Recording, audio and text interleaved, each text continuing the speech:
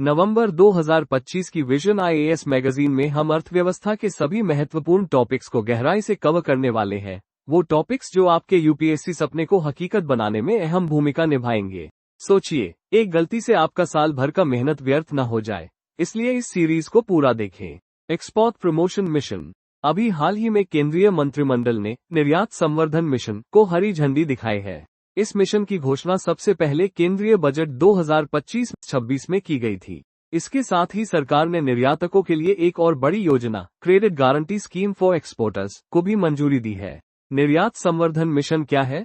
यह मिशन हमारे देश के निर्यातकों को एक ऐसा डिजिटल और लचीला मंच प्रदान करता है, जहां से उन्हें निर्यात बढ़ाने में हर संभव मदद मिल सके। इसका मुख्य उद्देश्य निर्यात को बढ़ावा देने के लिए एक व्यापक और डिजिटल ढांचा तैयार करना है। सरकार ने इसके लिए 25,060 करोड़ रुपए आवंटित किए हैं।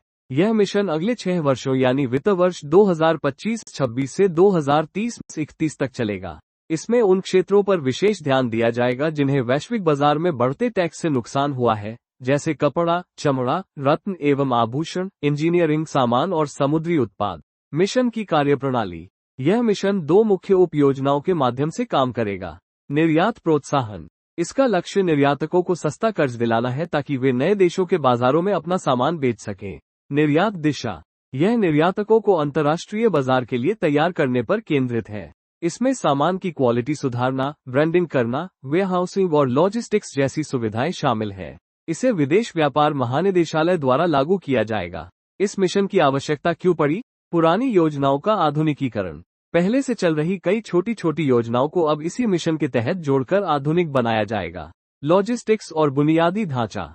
बंदरगाहों तक सामान पहुंचाने में होने वाली देरी और भाड़े के बढ़ते खर्च, विशेषकर लाल सागर में चल रहे तनाव के कारण निर्यात महंगा हो गया है। बाजार तक पहुंच। कई बार हमारे निर्यातकों को नए बाजारों की जानकारी नहीं होती या वहां के खरीदारों से उनका संपर्क नहीं हो पाता। अंतर्राष्ट्रीय प्रतिबंध और प्रतिस्पर्धा। चीन जैसे देशों से मिलने वाली कड़ी प्रतिस्पर्धा, क्योंकि वहां उत्पादन लागत कम है। अमेरिका द्वारा लगाए गए भारी टैरिफ। हाल ही में अमेरिका ने कुछ भारतीय सामानों पर 50% तक टैरिफ लगा दिया है, जिससे वहां हमारा सामान महंगा हो गया है। अमेरिका भारत का सबसे बड़ा निर्यात बाजार है, इसलिए यह एक गंभीर चुनौती है। Data bank. भारत के निर्यात क्षेत्र की स्थिति।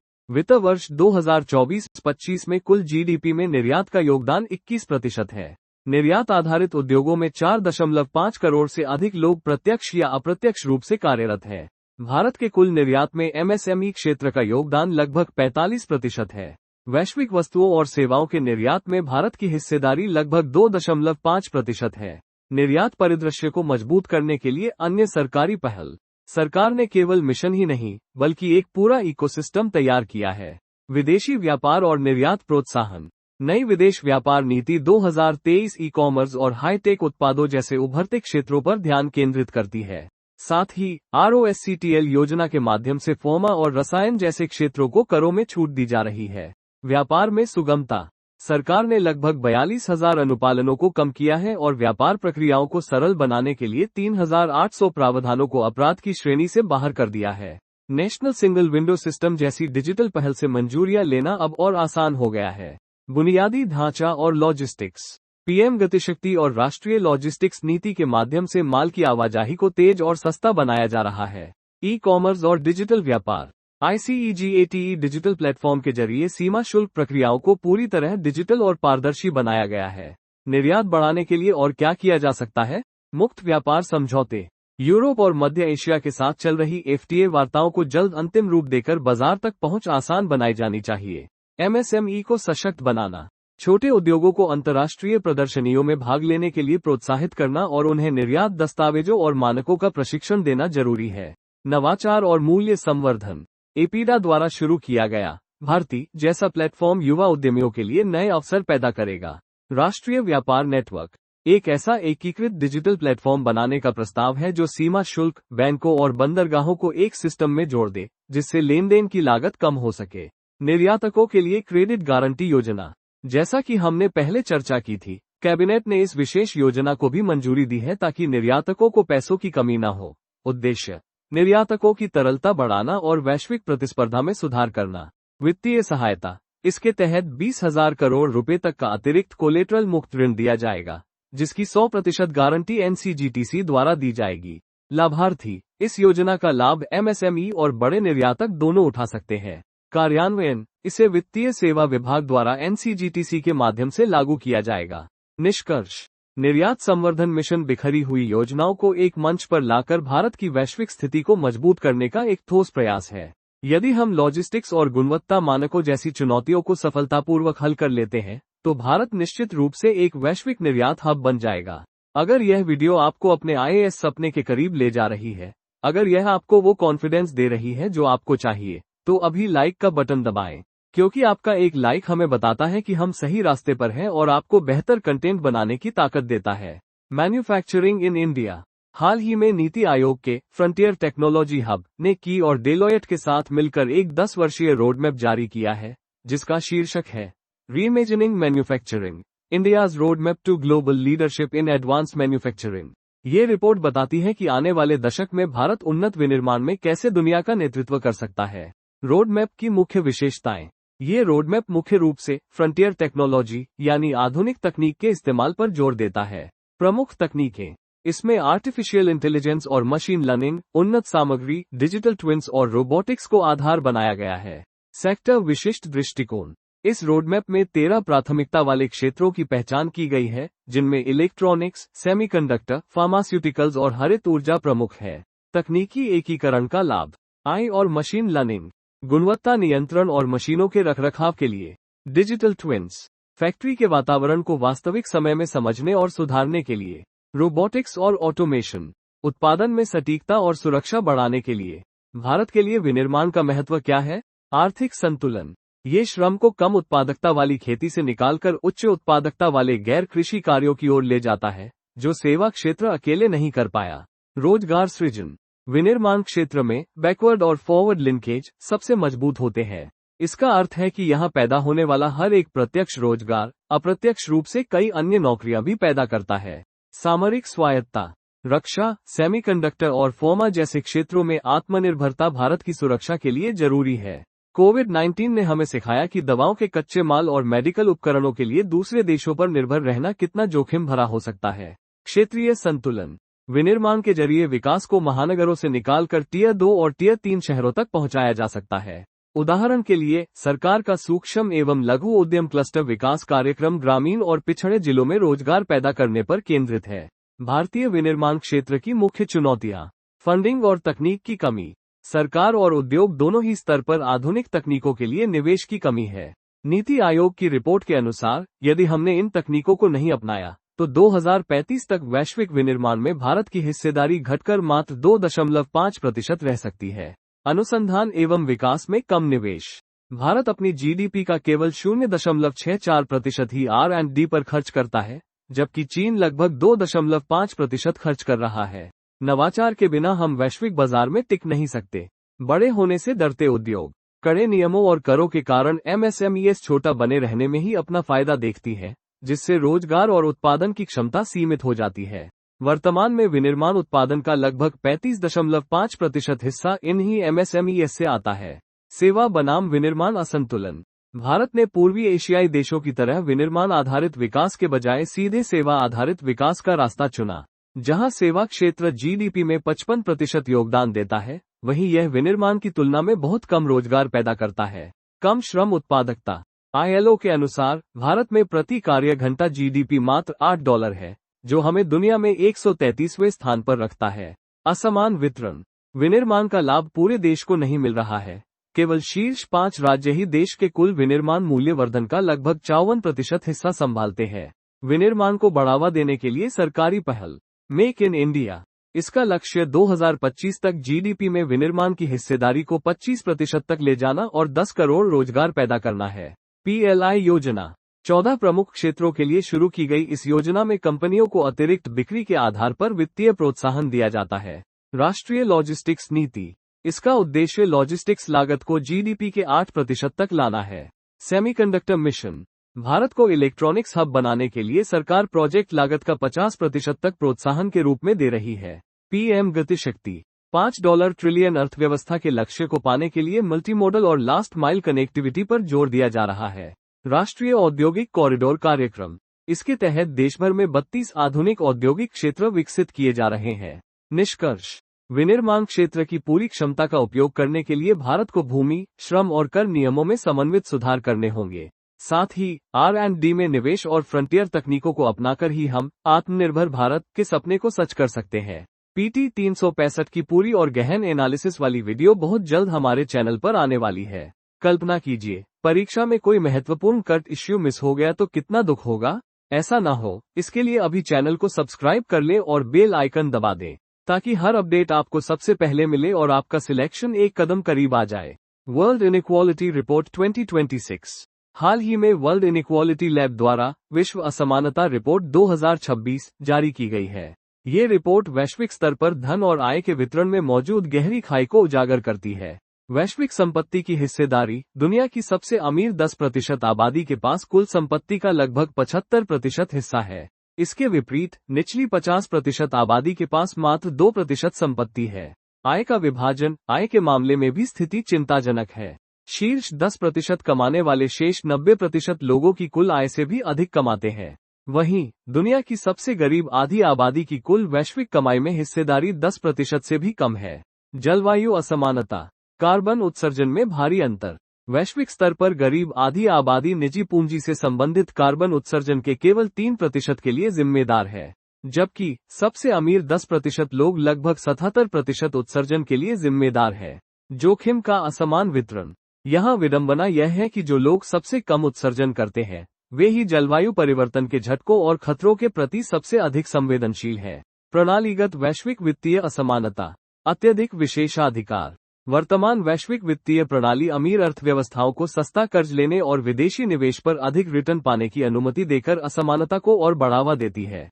धन का हस्तांतरण। इस प्रणाली के कारण वैश्विक GDP का लगभग 1% हिस्सा हर साल गरीब देशों से अमीर देशों की ओर प्रवाहित होता है, जो वैश्विक विकास सहायता की कुल राशि से लगभग 3 गुना अधिक है।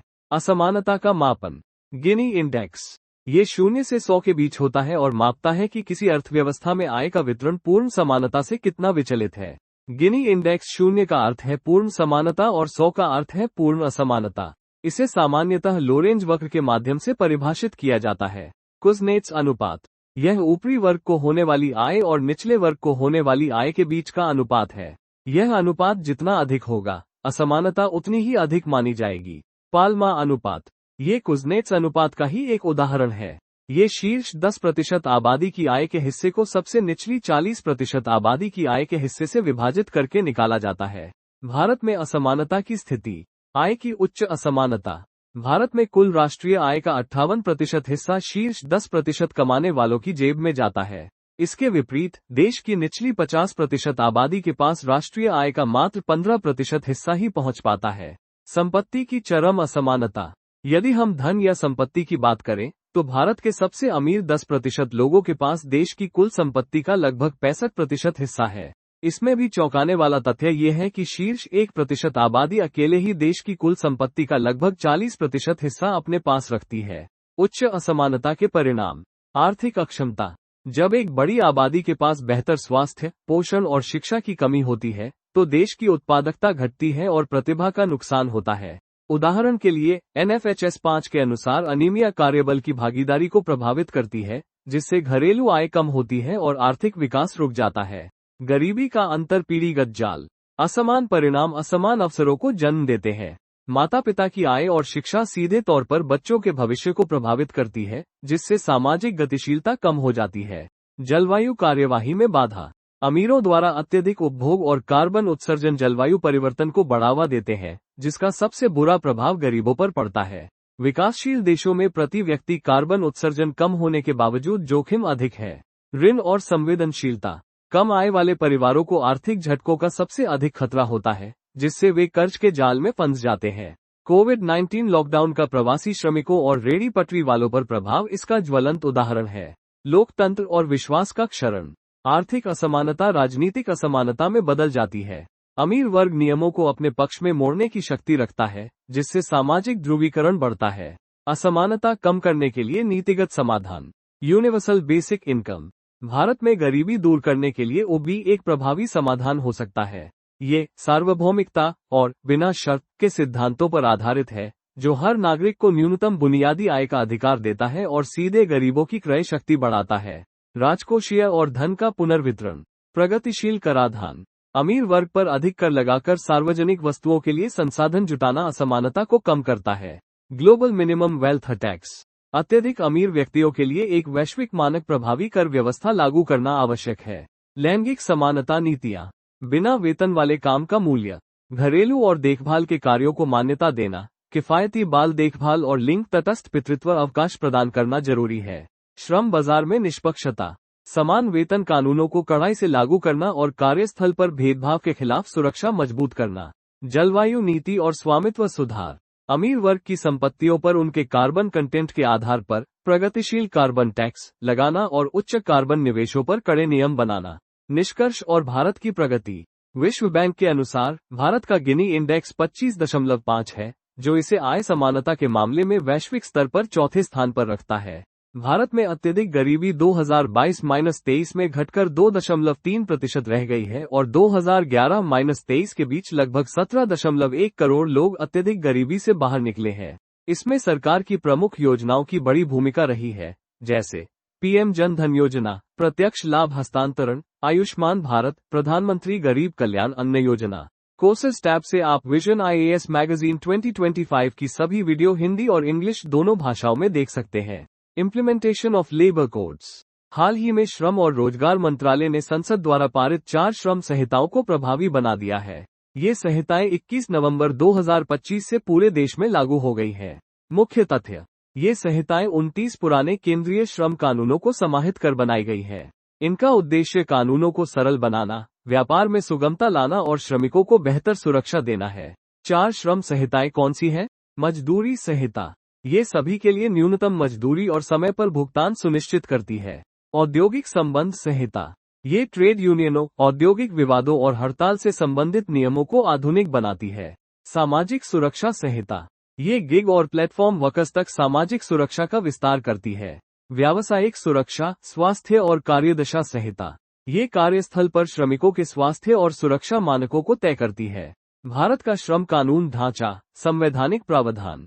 समवर्ती क्षेत्राधिकार। श्रम समवर्ती सूची का विषय है, जिसका अर्थ है कि केंद्र और राज्य दोनों इस पर कानून बना सकते हैं। प्रस्तावना। सामाजिक न्याय, व्यक्ति की गरिमा और स्थिति की समानता हमारे श्रम कल्याण के मार्गदर्शक सिद्धांत है।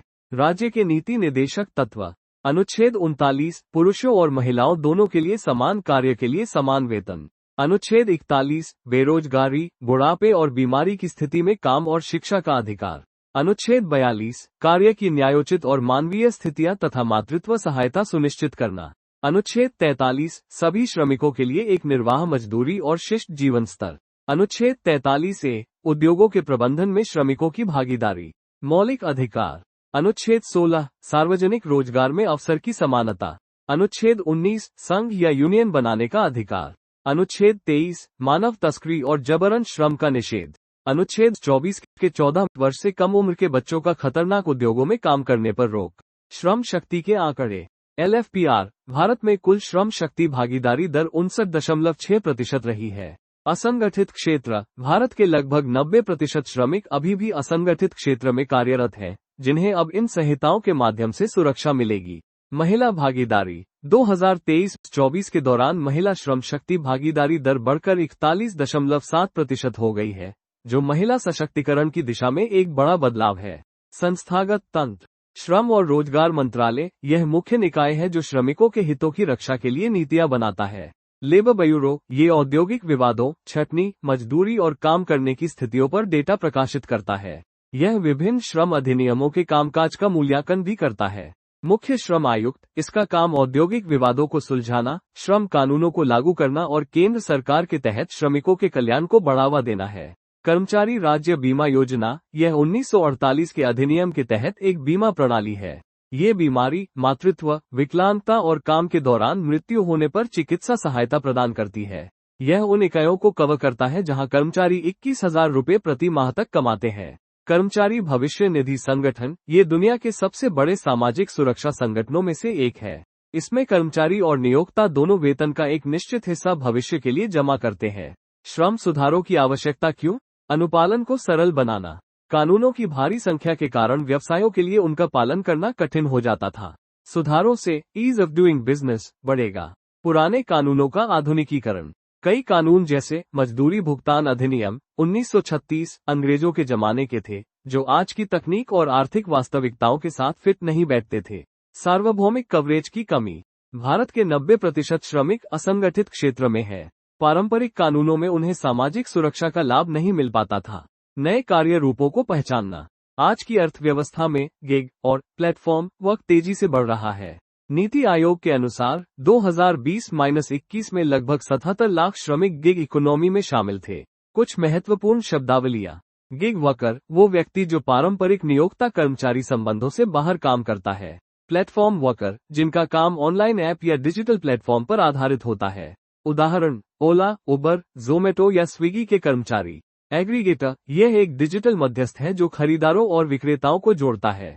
निश्चित अवधि के कर्मचारी, इसका अर्थ है कि एक कर्मचारी को सीधे नियोक्ता द्वारा एक निश्चित समय के अनुबंध पर रखा जाता है। जैसे ही वो समय पूरा होता है, रोजगार अपने आप समाप्त हो जाता है, बशर्ते कि अनुबंध का नवीनीकरण न किया गया हो। इस मामले में सेवा समाप्ति के लिए नियोक्ता को कोई पूर्व सूचना देने की आवश्यकता नहीं होती। ले ऑफ यह एक अस्थायी स्थिति है। जब नियोक्ता कच्चे माल की कमी, बिजली संकट या प्राकृतिक आपदा जैसे कारणों से अपने कर्मचारियों को काम देने में असमर्थ होता है, तो उसे ले ऑफ कहा जाता है। यहाँ कर्मचारी को निकाला नहीं जाता, बल्कि काम अस्थायी रूप से रुक जाता है। छटनी, इसका अर्थ है कर्मचारी की सेवा को हमेशा के लिए समाप्त कर देना। ध्यान दें, इसमें अनुशासनात्मक कार्रवाई शामिल नहीं है। यह अक्सर कंपनी की आर्थिक स्थिति या पुनर्गठन के कारण किया जाता है। बंदी, जब कोई संस्थान या उपक्रम स्थायी रूप से अपना कामकाज पूरी तरह से बंद कर देता है, तो उसे क्लोजर कहा जाता है। अनुबंध श्रम, जब किसी कर्मचारी को मुख्य नियोक्ता के पेरोल पर सीधे रखने के बजाय किसी ठेकेदार या बिचौलिए के माध्यम से काम पर रखा जाता है, तो उसे अनुबंध श्रम कहते हैं। इन नई संहिताओं का लक्ष्य ऐसे श्रमिकों के शोषण को रोकना है। फ्लो वेज, ये केंद्र सरकार द्वारा निर्धारित एक बेंचमार्क या आधार रेखा है। ये पूरे देश में जीवन निर्वाह के न्यूनतम स्तर को सुनिश्चित करने के लिए तय की जाती है। कोई भी राज्य सरकार अपनी न्यूनतम मजदूरी को इस फ्लो वेज से नीचे नहीं रख सकती। The code on wages 2019। हम 4 श्रम संहिताओं में से सबसे पहली और महत्वपूर्ण संहिता, मजदूरी संहिता 2019 पर विस्तार से चर्चा करेंगे। ये संहिता वेतन और पारिश्रमिक से संबंधित 4 पुराने कानूनों को एक साथ जोड़ती है। इसका मुख्य लक्ष्य श्रमिकों के अधिकारों को मजबूत करना और नियोक्ताओं के लिए वेतन संबंधी नियमों के पालन को सरल और एक समान बनाना है। प्रमुख प्रावधान। सार्वभौमिक न्यूनतम मजदूरी। अब संगठित और असंगठित दोनों क्षेत्रों के सभी कर्मचारियों के लिए न्यूनतम मजदूरी पाना एक कानूनी अधिकार बन गया है। निर्धारण के मानदंड। मजदूरी तय करते समय कौशल स्तर, भौगोलिक क्षेत्र और कार्य की कठिन परिस्थितियों को ध्यान में रखा जाएगा। फ्लो वेज की शुरुआत। केंद्र सरकार न्यूनतम जीवन स्तर के आधार पर एक फ्लो वेज तय करेगी। कोई भी राज्य सरकार न्यूनतम मजदूरी को इस स्तर से नीचे नहीं रख सकती, जिससे पूरे देश में पर्याप्त मजदूरी सुनिश्चित होगी। उचित मुआवजा। ये संहिता समय पर वेतन भुगतान सुनिश्चित करती है और ओवरटाइम करने पर सामान्य दर से कम 2 गुना मुआवजे का प्रावधान करती है। नियमों का सरलीकरण। इसने वेतन और कर्मचारी जैसी महत्वपूर्ण परिभाषाओं को पूरे कानूनी ढांचे में एक समान कर दिया है, जिससे भ्रम की स्थिति खत्म होगी। इस संहिता के गुण और महत्व। क्षेत्रीय असमानता में कमी। राष्ट्रीय फ्लो वेज के कारण अलग अलग राज्यों के बीच वेतन की भारी असमानता कम होगी। लैंगिक समानता। यह न केवल पुरुषों और महिलाओं, बल्कि ट्रांसजेंडर्स के लिए भी समान वेतन और समान कार्यदशा सुनिश्चित करती है। विश्वास आधारित व्यवस्था। कुछ अपराधों के लिए जेल की सजा के बजाय केवल जुर्माने का प्रावधान किया गया है, जो व्यापार के लिए एक सकारात्मक माहौल बनाता है। चुनौतियां और चिंताएं। कार्यान्वयन। इस संहिता की सफलता इस बात पर टिकी है कि इसे अनौपचारिक और ग्रामीण क्षेत्रों में कितनी प्रभावी ढंग से लागू किया जाता है। संघीय ढांचा। कुछ विशेषज्ञों का मानना है कि राष्ट्रीय फ्लो वेज तय करने से राज्यों की अपनी न्यूनतम मजदूरी तय करने की स्वायत्ता प्रभावित हो सकती है। The industrial relations code 2020। हम औद्योगिक संबंध संहिता 2020 पर चर्चा करेंगे। ये संहिता औद्योगिक विवादों के समाधान और नियोक्ताओं व श्रमिकों के बीच संबंधों को नियंत्रित करने वाले 3 पुराने कानूनों को समाहित करती है। इसका मुख्य लक्ष्य ट्रेड यूनियनों, रोजगार की शर्तों और औद्योगिक विवादों की जांच और निपटान से संबंधित कानूनों को सरल बनाना है, ताकि उद्योगों में शांति और उत्पादकता बनी रहे। प्रमुख प्रावधान। ट्रेड यूनियन और वार्ता संघ। अब किसी भी ट्रेड यूनियन को एकमात्र वार्ता संघ के रूप में मान्यता प्राप्त करने के लिए 51% सदस्यता की आवश्यकता होगी। यदि एक से अधिक यूनियन है तो एक वार्ता परिषद बनाई जाएगी, जिसमें उन यूनियनों के प्रतिनिधि होंगे जिनके पास कम से कम 20% श्रमिकों का समर्थन है। निश्चित अवधि का रोजगार। ये संहिता आधिकारिक तौर पर एफटीई को संस्थागत बनाती है। इसका उद्देश्य ठेका प्रथा को कम करना और नियोक्ताओं को लचीलापन देना है। श्रमिक की व्यापक परिभाषा। इसमें अब सेल्स प्रमोशन स्टाफ, पत्रकारों और 18,000 रुपये प्रति माह तक कमाने वाले पर्यवेक्षकों को भी शामिल किया गया है। ले ऑफ, छंटनी के लिए उच्च सीमा। पहले जिस कारखाने में 100 श्रमिक थे, उसे छंटनी या बंदी के लिए सरकार की अनुमति लेनी पड़ती थी। अब इस सीमा को बढ़ाकर 300 श्रमिक कर दिया गया है। राज्य सरकारें इस सीमा को और भी बढ़ा सकती है। उद्योग की व्यापक परिभाषा। इसमें लाभ या पूंजी की परवाह किए बिना नियोक्ता कर्मचारी के बीच होने वाली सभी व्यवस्थित गतिविधियों को शामिल किया गया है। इस संहिता के गुण। कौशल विकास। यह एक बहुत ही सकारात्मक कदम है।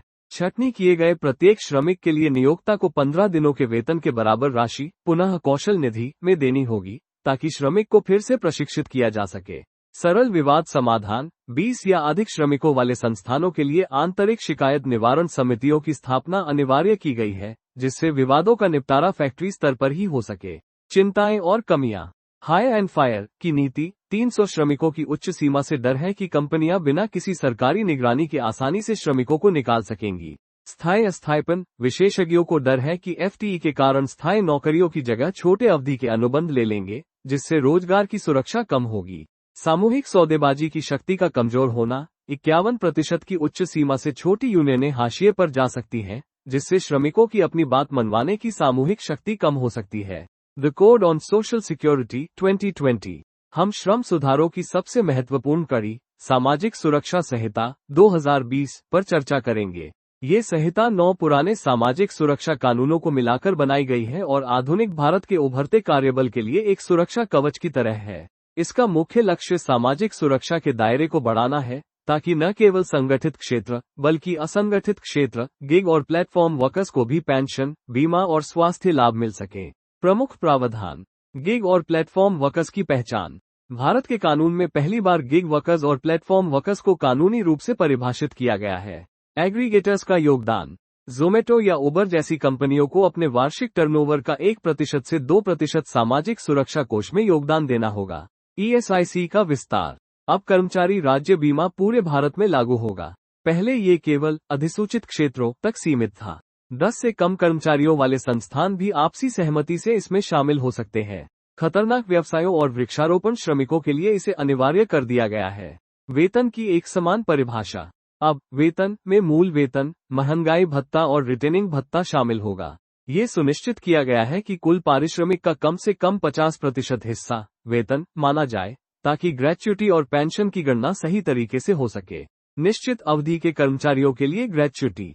पहले ग्रेच्युटी के लिए 5 साल की निरंतर सेवा अनिवार्य थी, लेकिन अब एफटीई कर्मचारियों के लिए यह अवधि घटाकर मात्र 1 वर्ष कर दी गई है। इस संहिता के गुण।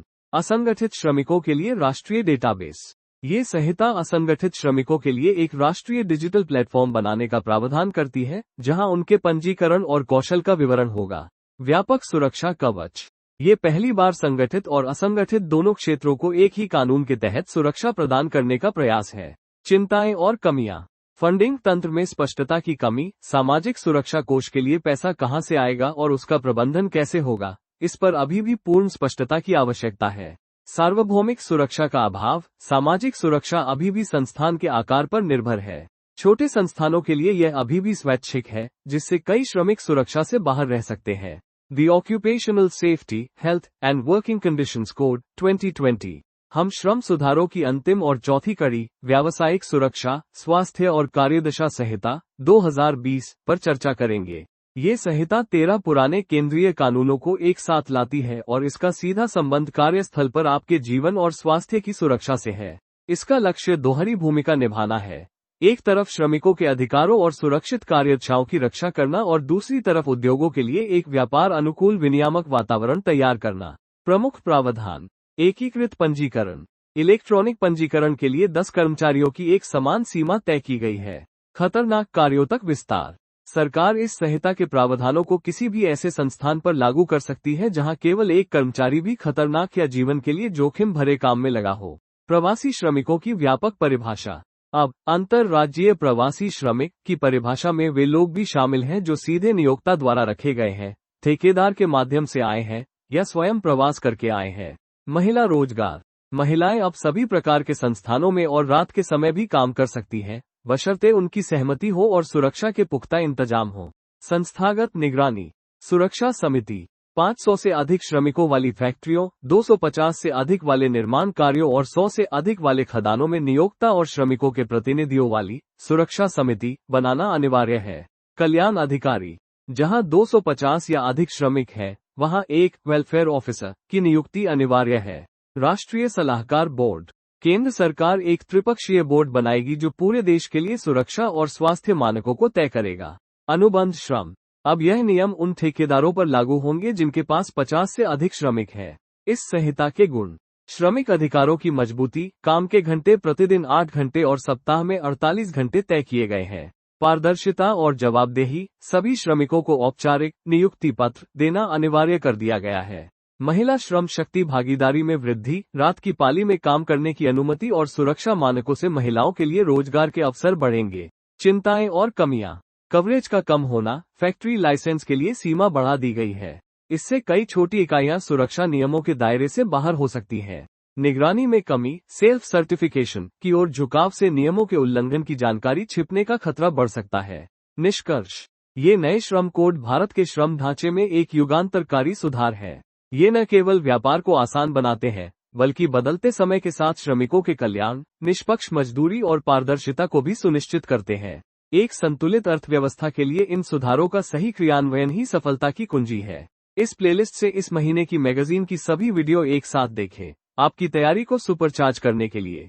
Protection of plant varieties and farmers rights act 2001। हाल ही में इस अधिनियम की रजत जयंती मनाई गई है। इस अवसर पर नई दिल्ली में पादप जीनोम संरक्षक पुरस्कार समारोह का आयोजन किया गया, जो उन किसानों को सम्मानित करता है जिन्होंने कृषि जैव विविधता को बचाने में महत्वपूर्ण भूमिका निभाई है। भारत ने इसे क्यों अपनाया? जब भारत ने विश्व व्यापार संगठन के ट्रिप्स समझौते पर हस्ताक्षर किए, तो हमारे सामने पौधों की किस्मों को सुरक्षित करने के 2 रास्ते थे। या तो हम उन्हें पेटेंट दें या फिर एक सुई जेनरिस प्रणाली अपनाएं। सुई जेनरिस इसका अर्थ है अपनी तरह का अनूठा कानून। भारत ने पौधों पर पेटेंट देने से इनकार कर दिया और इसके बजाय अपना खुद का कानून बनाया जो न केवल कंपनियों बल्कि हमारे किसानों के अधिकारों की भी रक्षा करता है। पीपीवी एंड एफआर अधिनियम 2001 की मुख्य विशेषताएं। उद्देश्य, नई पौधा किस्मों के विकास को बढ़ावा देना और साथ ही किसानों द्वारा सदियों से संरक्षित बीजों पर उनके पारंपरिक अधिकारों को बनाए रखना। पंजीकरण का आधार, किसी भी किस्म को पंजीकृत करने के लिए उसे 3 पैमानों पर खरा उतरना होता है। विशिष्टता, वो दूसरी किस्मों से अलग हो। एकरूपता, उसके सभी पौधे एक जैसे हों। स्थायित्व, अगली पीढ़ियों में भी उसके गुण न बदलें।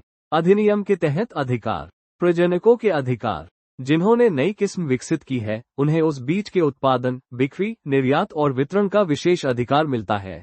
शोधकर्ताओं के अधिकार। शोधकर्ता किसी भी पंजीकृत किस्म का उपयोग नए प्रयोगों के लिए कर सकते हैं। हालांकि यदि वे उस किस्म का बार बार उपयोग करके कुछ नया बनाना चाहते हैं, तो उन्हें मूल प्रजनक की अनुमति लेनी होगी। किसानों के अधिकार, ये सबसे महत्वपूर्ण हिस्सा है। किसान अपनी विकसित की गई नई किस्मों को प्रजनकों की तरह पंजीकृत करा सकते हैं।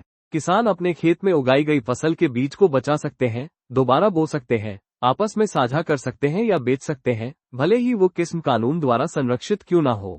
महत्वपूर्ण प्रतिबंध, किसान उस बीज को ब्रांडेड बीज के रूप में नहीं बेच सकते। लाभ का साझाकरण, इस कानून का सबसे प्रगतिशील हिस्सा ये है कि यदि कोई बीज कंपनी या प्रजनक किसी किसान की पारंपरिक किस्म का उपयोग नई किस्म विकसित करने या उत्पादन के लिए करता है, तो होने वाले लाभ का एक हिस्सा उस किसान या समुदाय को मिलना अनिवार्य है। ये बौद्धिक संपदा के क्षेत्र में सामाजिक न्याय का एक उत्कृष्ट उदाहरण है। पौधा किस्मों की श्रेणियां, अधिनियम के तहत किस्मों को 3 मुख्य समूहों में बांटा गया है। विद्यमान किस्में, वे किस्में जो बीज अधिनियम 1966 के तहत अधिसूचित हैं या पहले से ही सार्वजनिक उपयोग में है। किसान, सामुदायिक किस्में, वे किस्में जिन्हें किसानों ने पारंपरिक रूप से अपने खेतों में विकसित और संरक्षित किया है। इसमें जंगली प्रजातियां और स्थानीय भू प्रजातियां भी शामिल हैं। अनिवार्य रूप से व्युत्पन्न किस्में, ये वे किस्में हैं जो किसी प्रारंभिक किस्म से विकसित की गई हैं, जो मूल किस्म के गुणों को बनाए रखती है लेकिन कम से कम एक लक्षण में उससे अलग होती है। पौधा किस्म और कृषक अधिकार संरक्षण प्राधिकरण, मंत्रालय, कृषि एवं किसान कल्याण मंत्रालय, मुख्यालय, नई दिल्ली। संरचना, इसमें एक अध्यक्ष और 15 सदस्य होते हैं, जिनमें किसान संगठनों, जनजातीय संगठनों, बीज उद्योग और महिला संगठनों के प्रतिनिधि शामिल होते हैं। प्रमुख उद्देश्य, प्रजनकों को उनके नवाचार के लिए अधिकार देना, पारंपरिक किस्मों को बचाने वाले किसानों को पुरस्कृत करना और अनुसंधान को बढ़ावा देना। प्राधिकरण के तहत महत्वपूर्ण संस्थान, राष्ट्रीय पादप किस्म रजिस्टर, इसमें सभी पंजीकृत किस्मों और प्रजनकों के अधिकारों का विवरण होता है। राष्ट्रीय जीन बैंक, पंजीकृत किस्मों के बीज और उनके माता पिता को सुरक्षित रखने के लिए इसकी स्थापना की गई है। राष्ट्रीय जीन कोष, इस फंड का उपयोग लाभ साझाकरण की राशि देने, किसानों को मुआवजा देने और आनुवंशिक संसाधनों के संरक्षण के लिए किया जाता है। अधिनियम की सीमाएं, प्रक्रियात्मक जटिलता, पंजीकरण की प्रक्रिया कठिन है और तकनीकी सहायता के बिना किसानों के लिए 10 परीक्षण के मानदंडों को पूरा करना मुश्किल होता है। विवाद और संतुलन, प्रजनकों के व्यावसायिक हितों और किसानों के पारंपरिक अधिकारों के बीच संतुलन बनाए रखना एक निरंतर चुनौती है। कमजोर प्रवर्तन, किसानों में जागरूकता की कमी और प्रवर्तन क्षमता के अभाव के कारण नियमों का प्रभावी क्रियान्वयन नहीं हो पाता। एकाधिकार का डर, चिंता ये है कि बड़ी कंपनियां चुनिंदा किस्मों पर एकाधिकार कर सकती हैं, जिससे छोटे किसानों को नुकसान हो सकता है। पारंपरिक ज्ञान का नुकसान, यदि पारंपरिक ब्रीडिंग प्रथाओं के लिए पर्याप्त प्रोत्साहन नहीं मिला, तो जलवायु अनुकूल पारंपरिक बीजों का अस्तित्व खतरे में पड़ सकता है। निष्कर्ष, पीपीवी एंड एफआर अधिनियम 2001 वैश्विक बौद्धिक संपदा दायित्वों के प्रति भारत का एक अनूठा और मानवीय उत्तर है। यह नवाचार और समानता के बीच संतुलन बनाता है। भविष्य में पंजीकरण प्रक्रियाओं को सरल बनाकर और लाभ साझाकरण तंत्र को मजबूत करके ही हम इस कानून की पूरी क्षमता का उपयोग कर पाएंगे। अगर यह वीडियो आपको पसंद आ रही है तो इसे अपने उन दोस्तों के साथ शेयर करें जो आईएएस की तैयारी में दिन रात जुटे हैं। आपका एक शेयर उनके लिए उम्मीद की किरण बन सकता है। साथ मिलकर हम सब सफल होंगे। मैरीटाइम सेक्टर ऑफ इंडिया, हाल ही में अक्टूबर 2025 में मुंबई में इंडिया मैरीटाइम वीक 2025 हुआ था, जहां प्रधानमंत्री ने कई बड़ी पहलें शुरू की। ये इसलिए खबरों में है क्योंकि इससे भारत का समुद्री क्षेत्र मजबूत और हरित बनेगा। सबसे पहले प्रमुख पहलें जो इंडिया मैरीटाइम वीक में लॉन्च हुई, एक है मैरीटाइम इन्वेस्टमेंट रोड मैप, जिसमें भारत ने सिंगापुर को अपनी 1 लाख करोड़ की निवेश योजना में शामिल होने का न्योता दिया। ये शिप बिल्डिंग, पोर्ट मॉडर्नाइजेशन और ग्रीन फ्यूल में सहयोग के लिए है। इससे विदेशी निवेश आएगा और भारत का शिप बिल्डिंग सेक्टर बढ़ेगा। दूसरी है डिजी बंदर, ये एक राष्ट्रीय फ्रेमवर्क है जो सभी पोर्ट्स को डेटा ड्रिवन, एआई से सक्षम और एक दूसरे से जुड़ा बनाएगा। इससे पोर्ट्स पर दक्षता बढ़ेगी, सुरक्षा मजबूत होगी और पारदर्शिता आएगी। मतलब जहाज जल्दी लोड अनलोड होंगे और गलतियां कम होंगी। तीसरी है ग्रीन टग प्रोग्राम, इसमें 2040 तक 100 पर्यावरण अनुकूल टग्स तैनात किए जाएंगे, जिन पर करीब 12,000 करोड़ रुपए खर्च होंगे। टग्स वो छोटे जहाज होते हैं जो बड़े जहाजों को पोर्ट में लाने ले जाने में मदद करते हैं। ये ग्रीन होंगे तो डीजल की जगह बैटरी या ग्रीन फ्यूल से चलेंगे, जिससे प्रदूषण कम होगा और भारत की क्लीन एनर्जी वाली लॉजिस्टिक्स मजबूत होगी। अब भारत के समुद्री क्षेत्र की स्थिति और विजन समझिए। भारत का लगभग 95% व्यापार वॉल्यूम में और 70% वैल्यू में समुद्री रास्ते से होता है। ये व्यापार की रीढ़ है। वित्तीय वर्ष 2024-25 में प्रमुख पोर्ट्स ने करीब 855 मिलियन टन कार्गो हैंडल किया, जबकि कुल पोर्ट क्षमता 1400 मिलियन टन प्रति वर्ष से बढ़कर 2762 मिलियन टन हो गई है। जहाजों का औसत टर्नअराउंड टाइम 93 घंटे से घटकर 48 घंटे रह गया, जिससे उत्पादकता बढ़ी और भारत वैश्विक स्तर पर प्रतिस्पर्धी बना। शिपिंग सेक्टर में भारतीय झंडे वाले जहाजों की संख्या 1205 से बढ़कर 1549 हो गई और ग्रॉस टनेज 10 मिलियन से 13.52 मिलियन ग्रॉस टन हो गया। अंतर्देशीय जलमार्गों पर ऑपरेशनल रूट्स 3 से बढ़कर 29 हो गए और कार्गो मूवमेंट 710% बढ़ा। भारत के सीफेयर की संख्या 1.25 लाख से बढ़कर 3 लाख हो गई, जो विश्व के 12% है। भारत ट्रेन सीफेयर सप्लाई करने वाले टॉप 3 देशों में है, लेकिन चुनौतियां भी है। कनेक्टिविटी की समस्या है, जैसे पोर्ट्स तक रोड या रेल की लास्ट माइल कनेक्टिविटी की कमी, जिससे लॉजिस्टिक्स कॉस्ट बढ़ती है। ट्रांसशिपमेंट में प्रतिस्पर्धा कम है क्योंकि कोलंबो जैसे पड़ोसी पोर्ट्स मजबूत है। भारतीय झंडे वाले जहाजों का हिस्सा विश्व में सिर्फ 0.8% है क्योंकि टैक्स ज्यादा है और बड़े जहाजों पर टैक्स और बढ़ जाता है। शिप बिल्डिंग में भारत का ग्लोबल शेयर सिर्फ 1% है और हम 95% से ज्यादा मरीन इंजन आयात करते हैं। समुद्री सुरक्षा की चुनौतियां हैं, जैसे आतंकवाद, ड्रग्स तस्करी, पायरेसी, अवैध मछली पकड़ना, प्रदूषण और चीन पाकिस्तान से राज्य स्तर की धमकियां। सबसे पहले प्रमुख कार्यक्रम। पहला है मैरिटाइम इंडिया विजन 2030 यानी मिफ 2030। ये 2021 में लॉन्च हुआ था। इसमें 10 महत्वपूर्ण थीम्स हैं जो भारत को ग्लोबल समुद्री पावरहाउस बनाने में मदद करेगी, जैसे port development, ship building, inland waterways आदि। दूसरा है मैरिटाइम अमृतकाल विजन 2047। ये लंबे समय का रोडमैप है जो भारत के समुद्री पुनरुत्थान के लिए है। इसमें ports, coastal shipping, inland waterways, ship building और ग्रीन शिपिंग में करीब 80 लाख करोड़ रुपए का निवेश प्लान है।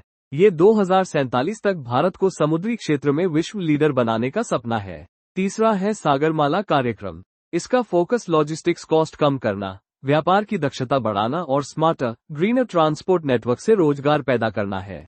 इसमें पोर्ट्स को बेहतर कनेक्ट करना, कोस्टल कम्युनिटी डेवलपमेंट आदि शामिल है। पोर्ट डेवलपमेंट में बड़ा कदम है कि भारत ने अपना पहला deep water international transshipment hub Vizhinjam में ऑपरेशनल कर दिया है। साथ ही one nation one port process initiative है जो सभी प्रमुख पोर्ट्स में डॉक्यूमेंटेशन और प्रोसेस को एक समान बनाएगा, जिससे समय और पैसा बचेगा। कानूनी बदलाव भी हुए हैं। संसद ने 5 महत्वपूर्ण समुद्री कानून पास किए हैं। Indian ports act, merchant shipping act 2025, carriage of goods by sea act, bills of lading act और कोस्टल शिपिंग एक्ट 2025। ये पुराने ब्रिटिश काल के कानूनों की जगह नए आधुनिक कानून हैं जो निवेश और ऑपरेशन को आसान बनाएंगे। निवेश के लिए अनुकूल माहौल है क्योंकि पोर्ट डेवलपमेंट में 100% एफडीआई की अनुमति है। इससे विदेशी कंपनियां आसानी से आ सकती हैं। इनलैंड वाटर ट्रांसपोर्ट को बढ़ावा देने के लिए जलवाहक कार्गो प्रमोशन स्कीम है। इसमें ऑपरेशनल कॉस्ट पर 35% रीइंबर्समेंट मिलता है और प्रमुख नेशनल वाटरवेज रूट्स पर शेड्यूल्ड कार्गो सर्विस शुरू करने की मदद मिलती है। अब बात करते हैं समुद्री क्षेत्र को हरित बनाने की। इसकी जरूरत क्यों है? क्योंकि समुद्री परिवहन ग्लोबल ग्रीनहाउस गैस उत्सर्जन का करीब 3% करता है। पोर्ट्स हवा और पानी के प्रदूषण के बड़े स्रोत है।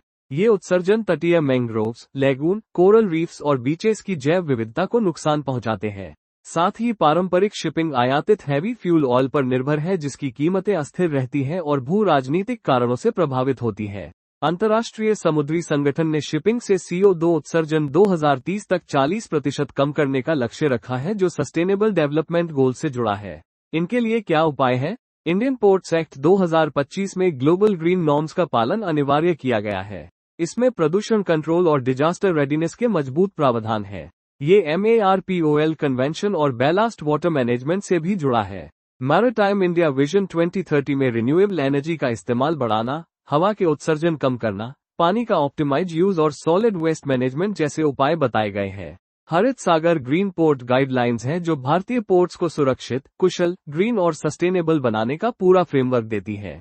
ग्रीन टग ट्रांजिशन प्रोग्राम यानी GTTP है जिसमें पारंपरिक फ्यूल वाले हार्बर टग्स को ग्रीन अल्टरनेटिव्स में बदलना है। टग्स वो छोटे जहाज होते हैं जो बड़े जहाजों को पुश या पुल करके पोर्ट में मदद करते हैं। हरित नौक इनिशिएटिव है जो इनलैंड वाटरवेज के जहाजों में ग्रीन टेक्नोलॉजी अपनाने को बढ़ावा देता है। Financial sector assessment programme report by world bank. World bank की फाइनेंशियल सेक्टर असेसमेंट प्रोग्राम यानी FSAP रिपोर्ट हाल ही में अक्टूबर 2025 में रिलीज हुई है। ये भारत के फाइनेंशियल सेक्टर की ताकत और कमजोरियों को बताती है। सबसे मुख्य बात यह है कि रिपोर्ट कहती है कि भारत को 2047 तक $30 ट्रिलियन की इकोनॉमी बनने के अपने लंबे लक्ष्य के लिए फाइनेंशियल सेक्टर में रिफॉर्म्स को और तेज करना होगा। इससे प्राइवेट कैपिटल को बढ़ावा मिलेगा और इकोनॉमी तेजी से बढ़ेगी। पहला पॉइंट है रेजिलिएंट सिस्टम यानी मजबूत वित्तीय व्यवस्था। रिपोर्ट कहती है कि भारत का फाइनेंशियल सिस्टम अब पहले से ज्यादा मजबूत और विविध हो गया है। इसका कुल एसेट GDP का करीब 175% हो गया है जो 2017 में 144% था। इसमें सरकार की बड़ी भूमिका है लेकिन अब प्राइवेट सेक्टर भी बढ़ रहा है। ये बदलाव अच्छा है क्योंकि इससे सिस्टम ज्यादा स्थिर होता है। दूसरा पॉइंट है डिजिटल स्ट्रेंथ यानी डिजिटल ताकत। भारत की डिजिटल पब्लिक इंफ्रास्ट्रक्चर जैसे UPI, आधार और जन धन अकाउंट ने फाइनेंशियल एक्सेस को बहुत आसान बना दिया है। इससे दक्षता बढ़ी है और फाइनेंशियल इंक्लूजन यानी हर व्यक्ति तक बैंकिंग पहुंच बहुत सुधरी है। खासकर महिलाओं और छोटे कारोबारियों के लिए ये बहुत फायदेमंद रहा है। रिपोर्ट इसकी तारीफ करती है और कहती है कि इसे और मजबूत करना चाहिए। तीसरा पॉइंट है रेगुलेटरी प्रोग्रेस यानी नियामक सुधार। RBI और SEBI ने सुपरविजन को बेहतर बनाया है, जैसे कोऑपरेटिव बैंकों पर नियंत्रण बढ़ाना और कुछ महत्वपूर्ण नियमों को सख्त करना। रिपोर्ट इन सुधारों की सराहना करती है लेकिन कहती है कि एनबीएफसी यानी नॉन बैंकिंग फाइनेंशियल कंपनियों की निगरानी और रिस्क मैनेजमेंट में अभी कुछ चुनौतियां बाकी है। इन पर और काम करने की जरूरत है। चौथा पॉइंट है मार्केट डेवलपमेंट।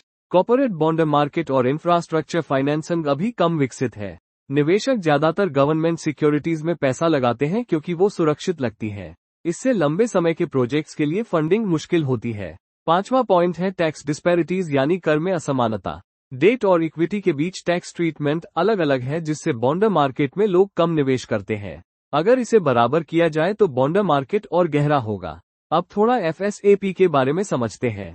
एफएसएपी वर्ल्ड बैंक और आईएमएफ का जॉइंट प्रोग्राम है जो 1999 में शुरू हुआ था।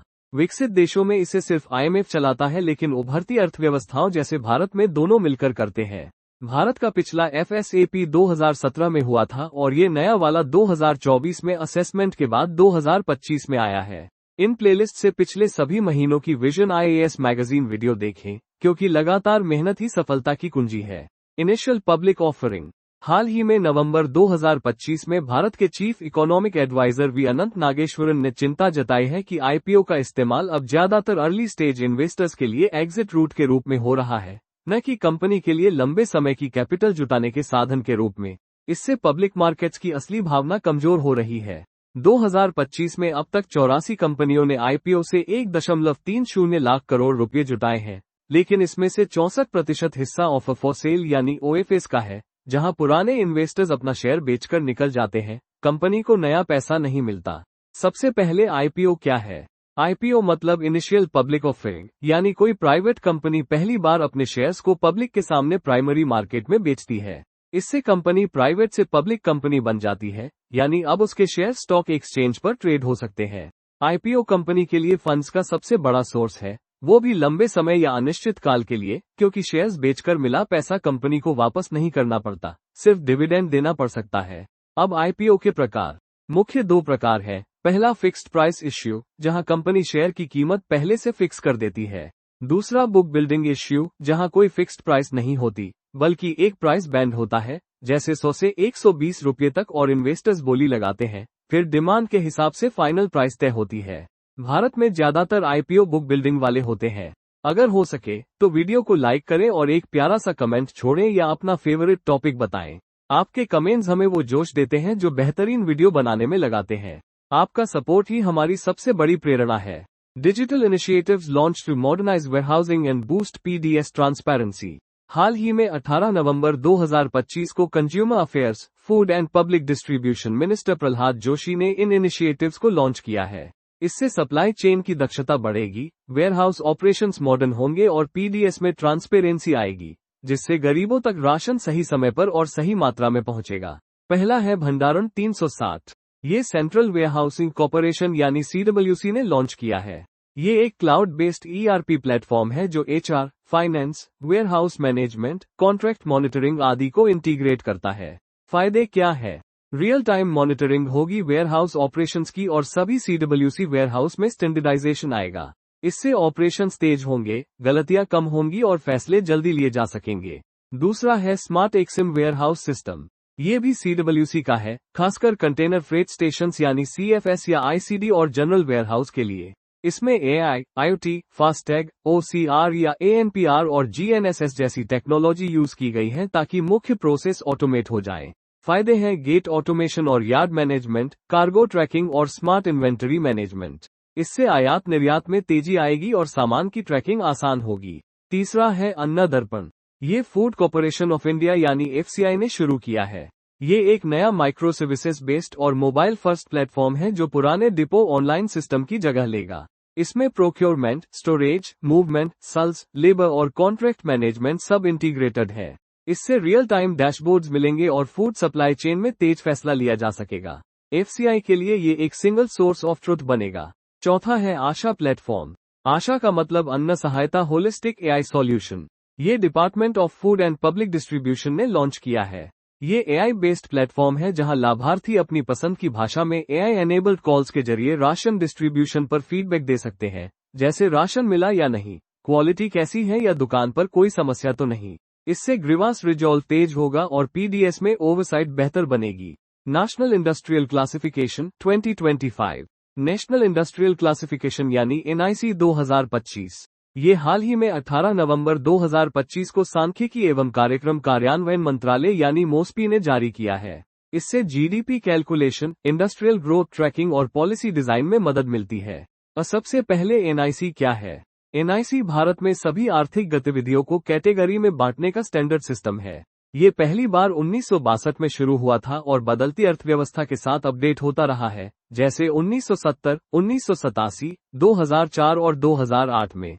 अब NIC 2025 पुराने NIC 2008 की जगह लेगा। इसे मोस्पी ने संयुक्त राष्ट्र की इंटरनेशनल स्टैंडर्ड इंडस्ट्रियल क्लासिफिकेशन यानी ISIC रिवीजन 5 के साथ मिलाकर तैयार किया है। इससे भारत का डेटा ग्लोबल स्टैंडर्ड से मैच करेगा और इंटरनेशनल कंपैरिजन आसान होगा। अब मुख्य बदलाव। सबसे बड़ा स्ट्रक्चरल चेंज ये है कि अब 5 डिजिट कोड की जगह 6 डिजिट कोड स्ट्रक्चर आएगा। इससे ज्यादा ग्रैनुलरिटी यानी बारीकी आएगी और नई उभरती गतिविधियों को बेहतर तरीके से रिप्रेजेंट किया जा सकेगा। जैसे अब आयुष आधारित हेल्थ केयर और हैंडलूम इंडस्ट्री जैसे स्वदेशी सेक्टर्स को अलग से मान्यता मिली है। साथ ही रिन्यूएबल एनर्जी, फिनटेक, ई-कॉमर्स और डिजिटल इंटरमीडिएशन जैसे नए सेक्टर्स को शामिल किया गया है। NIC 2025 की मुख्य विशेषताएं। पहली, इंटरमीडिएशन सर्विसेज की बेहतर क्लासिफिकेशन। अब power, retail, logistics, health care, education जैसे सेक्टर्स में इंटरमीडियरी की बढ़ती भूमिका को देखते हुए नए क्लास बनाए गए हैं। दूसरी, डिजिटल इकोनॉमी का representation. Cloud infrastructure, blockchain, platform based services और वेब सर्च पोर्टल्स को अलग अलग क्लासिफाई किया गया है। तीसरी, एनवायरमेंटल और ग्रीन इकोनॉमी का इंटीग्रेशन।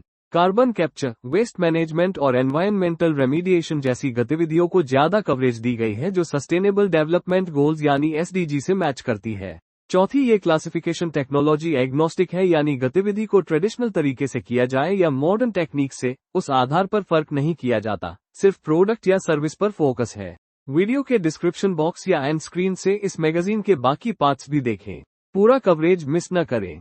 अगर यह वीडियो आपको सच में पसंद आई और आपके दिल को छू गई, तो लाइक करें, शेयर करें और चैनल नॉनेम IAS को सब्सक्राइब करना बिल्कुल न भूलें, क्योंकि हम साथ हैं आपके IAS सपने को सच करने में।